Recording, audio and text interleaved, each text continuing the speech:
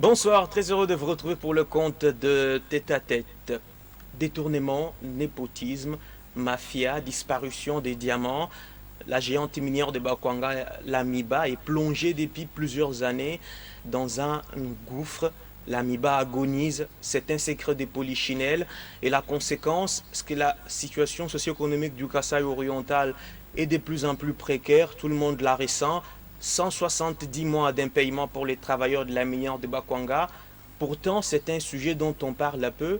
Et cette MIBA qui semble être oubliée aujourd'hui et par les autorités provinciales et même par les autorités nationales, ça mérite d'être évoqué et ça doit interpeller tout Est kassaïen, tout Congolais, parce que comme vous le savez, les entreprises à la tête de l'AMIBA, la République démocratique du Congo, n'en comptent pas beaucoup. Et donc c'est les sujets que nous allons évoquer dans cette émission. L'AMIBA, oui, l'AMIBA a été et souvent au cœur de plusieurs scandales. Scandales des disparitions des pierres précieuses. Mais il y en a eu un qui a attiré l'attention de l'opinion publique parce qu'évidemment, derrière, il y avait quelqu'un qui a eu le courage de dénoncer ce groupe, de dénoncer ce qui apparaît comme une vraie mafia dans l'enceinte de la minière de Bakwanga. Et ce monsieur, c'est Claude Mianzuila d'Issimba. J'espère que je n'ai pas trop tordu son nom. Il est avec nous sur ce plateau pour évoquer ces sujets. Monsieur Claude, bonsoir. Bonsoir. Vous êtes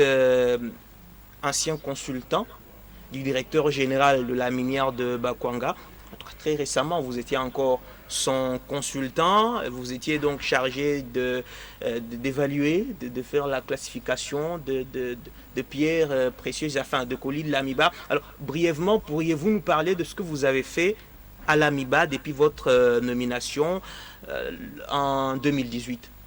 Oui, donc tel que vous venez de le dire, j'ai été embauché, recruté par monsieur le directeur général de l'AMIBA, Albert Moukinakanda Kanda, afin de pouvoir porter une valeur accrue, tant financière que qualitative, aux 10 diamants de l'AMIBA. Donc c'est le premier point.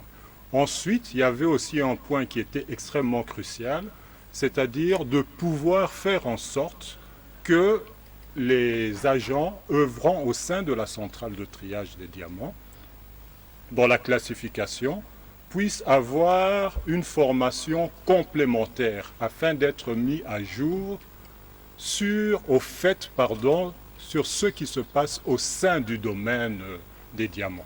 Donc c'était ça. Le 26 avril 2018, vous êtes officiellement notifié comme consultant de la minière de Bakwanga pour des tâches que vous venez d'évoquer tout à l'heure. Oui. Et vous vous êtes très vite mis au travail.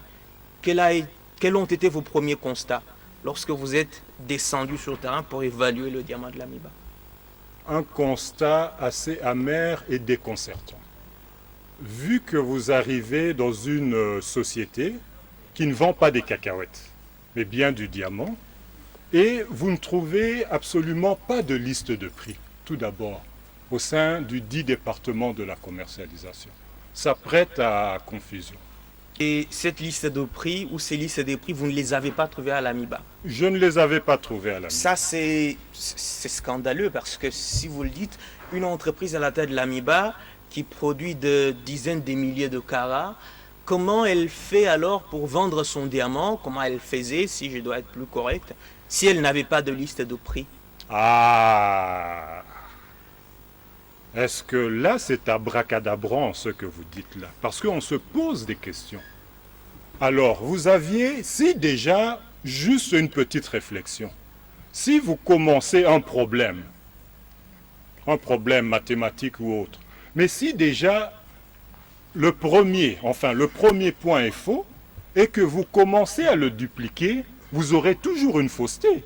Et là, vous arrivez au polygone. On arrive au Pour polygone. vérifier si les caméras ont Voilà. enregistré. La première chose que je dis, mais ces caméras-là, il y avait des caméras, non? Vous savez, le poteau rose, elle ne fonctionnait plus depuis octobre 2018. Il y a de quoi se taper la tête ici. Donc, les caméras de surveillance dans la centrale de triage de l'AMIBA ne fonctionnaient plus depuis octobre 2018. Donc, si nous remontons depuis 5 mois à peu près, 5 ou 4 mois, plus ou moins. Plus de caméra. Et là, non, je l'apprends c'est en incroyable. ce moment-là. Je l'apprends. C'est incroyable.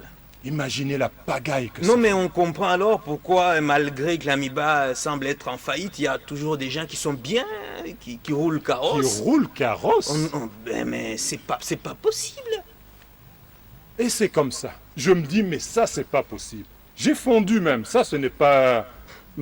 Quelqu'un va me prendre pour quelqu'un qui a 60 ou 70 ans. Ce n'est pas ma morphologie normale et tout.